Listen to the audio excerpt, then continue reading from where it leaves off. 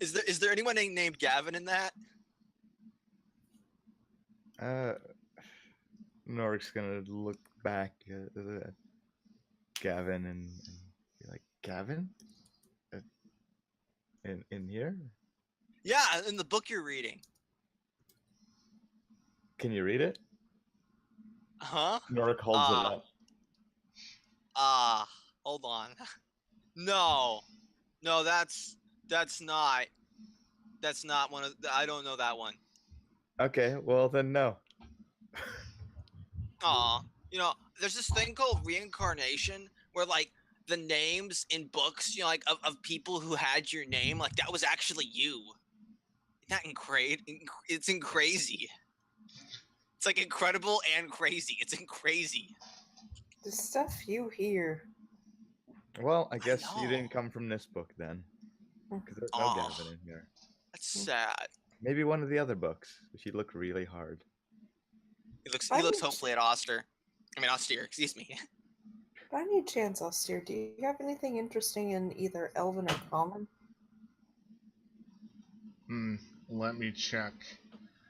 He starts rustling through his bag, which is like not a very big like rucksack, but he definitely has both his arms in there as he's rustling around. And you're on the inside. Yep. Guys, we should start a book club. Yes, perhaps it would help us all if we kept reading I know books. Sylvan. I know Sylvan. Can you actually make out the words? Yeah, I guess. I mean, I don't know. It's been a long time. What languages were you looking for, Brienne? Either Common or Elven. Oh, he hands you a Elven book.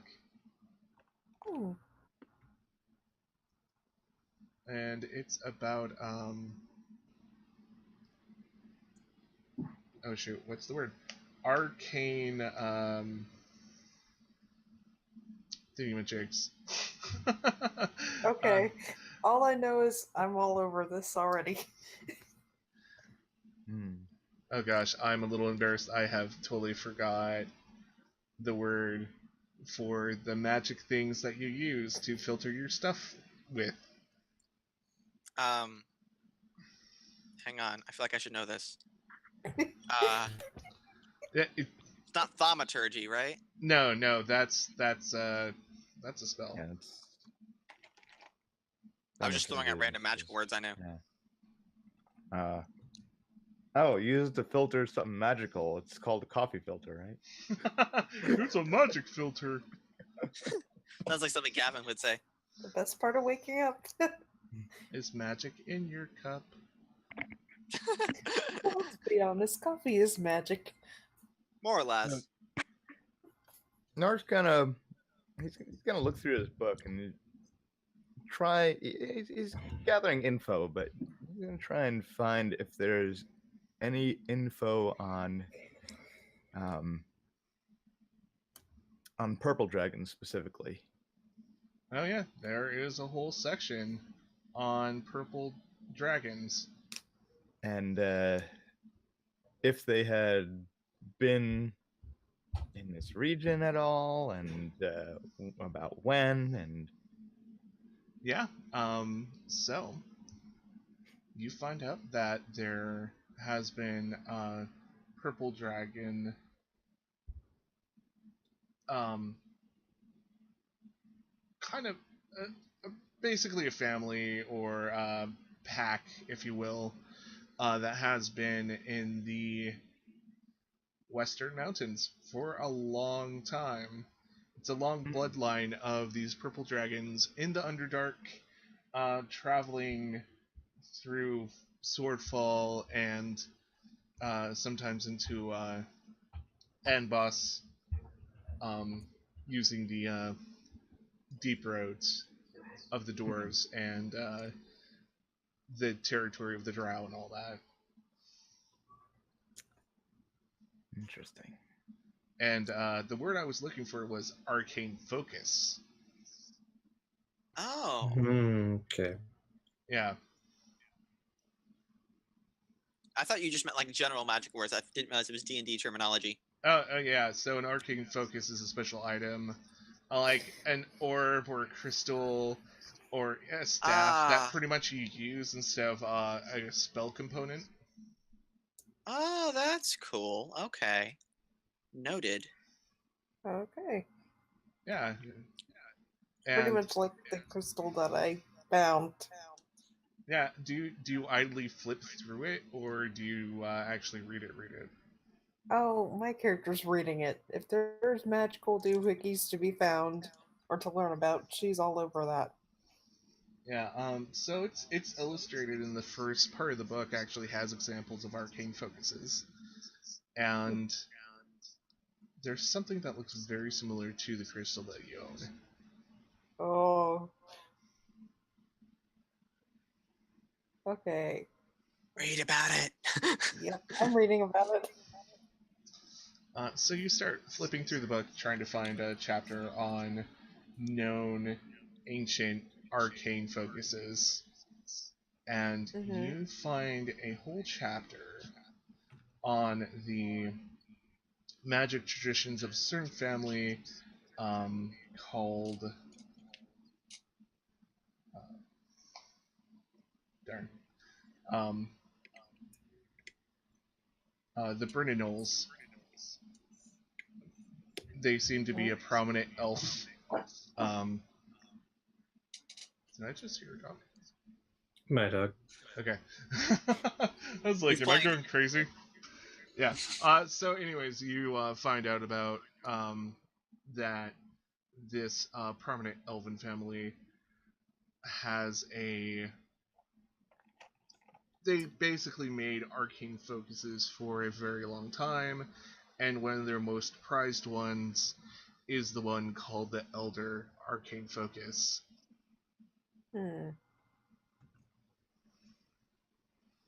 And in the book, it's pretty clear it's the one you stole. Oh, of course. Well, if you're gonna steal, go balls to the wall and get the best thing you can. Mm-hmm. Anyone else is gonna do anything during this dinner before bedtime scene? I am gonna make Mr. Num Nums make him eat his vegetables. My stuffed Hydra.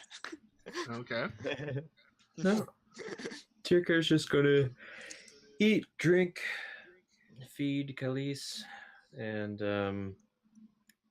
head up to bed. Nork hands the book back to us, dear, after reading for a little while. Says, thank you. Yep. After noticing that crystal, I probably just promptly, discreetly, just kind of closed the book like, I'm done. Did you find some interesting information? I thought that book would help you. I would say so. And then I just kind of look a little nervous, I guess. I don't know. A little suspicious. Someone might know someone. Yeah. Gavin's just staring off after where the baby owlbear disappeared, looking longingly because he's not allowed to pet her. Yeah, both of your animals are hitched. Well, they're probably actually in the barn that's right behind the complex. So. Sort of stable. Yeah. Probably a stable would be a better word. Yeah. So nighttime comes. You all go to your separate rooms. Everyone give me a wisdom check. Uh-oh. And I would totally bring Khalees with me if I could sneak him in and give him that teddy bear. The night goes on in your rooms. You all fall asleep. And what would be a bad dream for Gavin? Huh. Now that is a very good question. Let me pull up my little doodad here. I think a bad dream would be people telling him, it doesn't matter what people, they could be people he's known, people he knows now, telling him that they're not friends with him anymore. And people probably leaving. Yeah, lots of people leaving. Yeah. Lots of people him going up to talk to people and them walking away instead of talking to him and that sort of thing. And Norik, what would be a bad dream?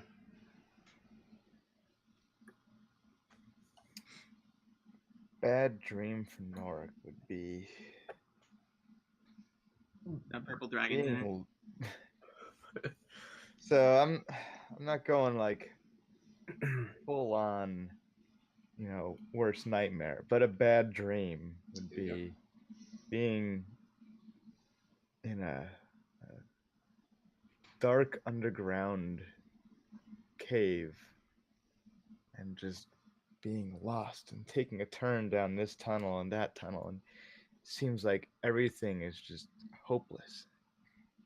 Not sure if he's going in circles or getting anywhere, and stumbling and trying to crawl across these damp and jagged rocks of the cavern, and he's struggling to try and find something, just anything to give just a gleam of hope of getting out of this place, or even just to get him by for a little while, help him hold his sanity together.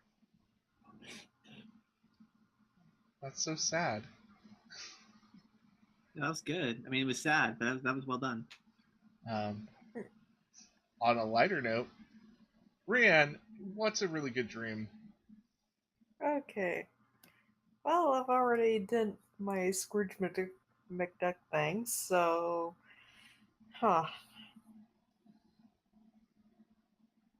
Well, I guess just enjoying a peaceful day and not having to worry about being caught by guards. Nice. Just being out and about. Awesome. No cloak, nothing. Just like, hi, people. No, I don't have to hide myself. That's nice. Mm-hmm. Tirker, Mm-hmm. what would be an okay, pleasant dream for him? Probably just dreaming about playing with Khalees in the woods. Aw. Aw. Trying to catch some fish. A little bit of fishing. Teach Khalees to try and catch fish. Probably fail at it. Stuff like that. Cheesy montage music. Yep. Da, da, da, da, da, da, da. Okay. Morning comes sooner for some of you than others. Norik. Soonest for me, actually. Yep. Because you're an elf. You Yeah. just kind of go into a trance. Norik and Gavin, give me Constitution saving throws. That's okay. That's not a good thing. Yeah, both Oh of wait, you pass. that's not the right button. Hang on. Oh. There you go. Yeah, both of you pass. Yay. Yeah, even though you guys were having horrible dreams that probably may have kept you up or woken you up once or twice, you get a full night's rest. Morning comes. Austir's already downstairs. He already had breakfast. He's sitting there again, waiting for you guys, reading a book. Norik would have probably been up early downstairs and having a simple breakfast. Yep, and that's probably all they serve here is a very simple breakfast, probably some basic grain, Mhm. just cup of some, maybe some kind of wheat juice. wheat juice. Can you make that? Is that a thing? Yeah, you can totally make wheat juice and rice milk and things like that. Oh yeah, rice milk. Yeah, Rice milk, wheat juice. Yeah, good point. I never You thought just of kind of Rice take some grains and crunch them up and mix them with water and liquid gluten. yeah, maybe add a little bit of honey to it to sweeten it a little bit. Yeah, traditional gruel. Oh, Yeah. yeah. Yeah. Alright. And even though we associate gruel with like horrible stuff, it's a really simple, nice breakfast. Right, and you learn something new every day. Well, you know what? Gavin's gonna get up and he's gonna have gruel. Gruel for everyone. Yeah, he's gonna buy a round of gruel for everyone. Actually, Boy, what does Rianne do in the morning? Okay, after getting up, I'd imagine not fairly late, but not really early, just mid-range. Mm-hmm. I go downstairs, get some food, obviously get some of the coffee if there is some, and just keep shoveling. Just eat all you can. Yep. And I mean, think about it. My character grew up on the streets. She doesn't know when our next meal's gonna be. yep, survival mode. Yep. And Terriker, your morning probably started early. Yeah, I was gonna say, are we anywhere near a stream or anything? Yeah, if you go, south, there's also wells and stuff throughout the village. Yeah, I don't want to catch fish in a well. Oh, well, So, yeah. if I could make it to the stream, do a little bit of fishing, and then get back within like 4 hours, I would do it. Oh, yeah, that's totally possible. Yeah, I'll just go and act my dream. Give me a survival check. Let's see how well you do with this fishing. Yeah, Yeah. I'm trying to teach a baby owlbear how to fish. Yeah, it's not really. It's not a good way to catch fish. No. No, it's like No. trying to teach a dog how to fish. Yeah. Yeah, not gonna happen. And not to mention, you have one of the dumbest owlbears ever. You'll get it one of these days. there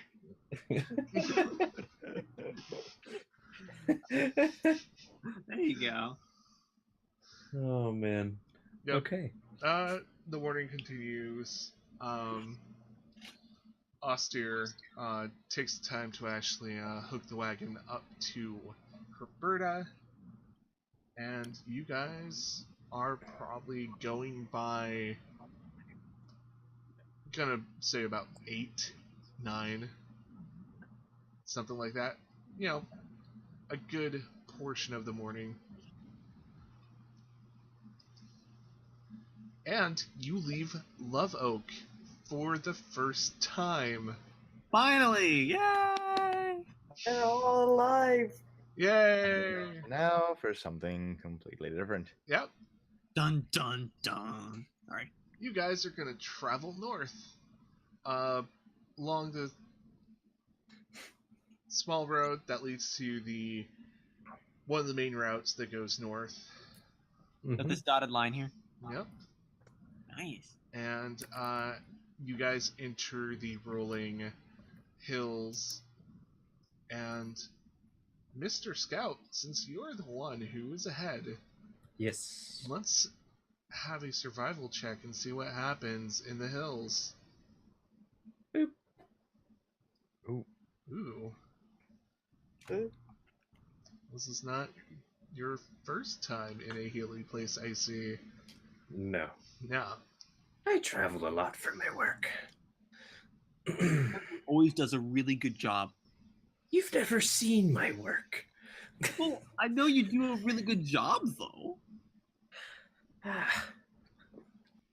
So you guys start traveling through the hills. And it's a nice day. It's somewhat clear out. There's some rolling hills out and about, filtering the mid-morning sun. And there's a light breeze coming from the south. And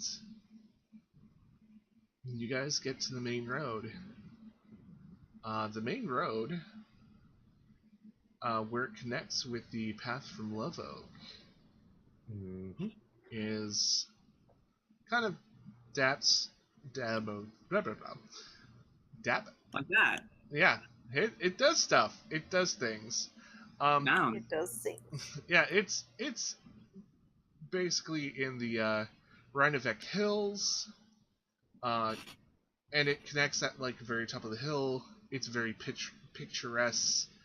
You can see all around you. You can see in a few miles that the hills roll from being just a grassy area to thick forest. Austere points toward the forest. Our destination will be in there. Oh, fun! I love trees. Yes, well, let's see if you enjoy this forest. Oh, I will. Norik, give me a history check with advantage.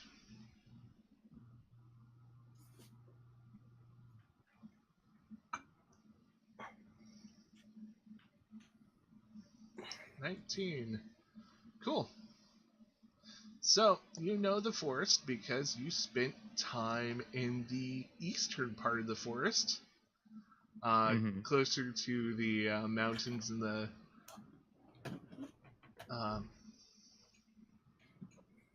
closer to the mountains. You know that this large piece of forest is called notes. Gotta look at my notes. It's called the Morskag, or Morskog, I should say. It's a very thick forest. It's on both hills and mountains. It can be pretty tough to get into. But it looks like you guys are on a main road, and you probably will be able to keep the wagon. Hopefully. Yay! I just remember where we got it. I was gonna say I don't remember where we got it, but then I remember it's a good point. Yeah, I remember where you got it. Pepperidge Farms remembers where you got it. Okay, so let me draw a line where you guys are going. Boop. Oh, yay, cool. And let's see, how far is that? That is.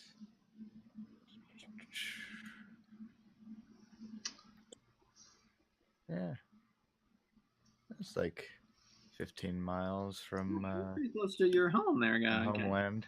Yeah, I mean, you're probably familiar with the road that goes through Brambe Clearing, seeing that that's the next closest halfling town from Longbarrow. Yep. Yeah, I mean, Norik is probably passed through this area at least once, but a little bit far to be, roaming there from home regularly. Yeah, this is probably a little like far north up the road than you're used to. Yeah. And Norik's, being this proximity to his hometown, he starts thinking about it a little bit, but just keeps moving along with the rest. Doesn't say anything. Awesome. So you guys start traveling, and roll me another survival check, Mr. Scout, because I totally remember your name. 18. Cool. So you guys start going along the road. As you head north, the woods get a little bit thicker. Not too terribly much. You're not in the woods quite yet. Not in the woods yet. And you pass some hills and a little gully, and on one of the like near the edge of this gully, kind of on a cliff, there's mushrooms. Tirker, very familiar mushrooms. Gavin is not going anywhere near those. I am going to pick all of them. Norik's gonna look at the mushrooms that Tirker is picking, and let's see. How about there's a thing for nature. Yep, nature checks. Yeah, nature. What do I click Gonna to see? try to identify. Yeah, could I too? Yeah, I think both of you can give me checks Oh. as I lose my window and not see any of the rolls. 12 and 7. So, It Nork. looks like Oh, Mhm. go ahead, Christy. I was gonna say it looks like I don't probably recognize it. Oh, they're mushrooms. You definitely know they're mushrooms. I know that much. Yep. Don't touch them, Ryan. They're the bad kind. I think. Speak for yourself. So, Norik, you slightly recognize those mushrooms as in some that your mom's like, no, don't touch those. Mm-hmm. Yeah, basically, anytime you're like, oh, what are those? Yeah, just they're the ones everyone's like, don't touch.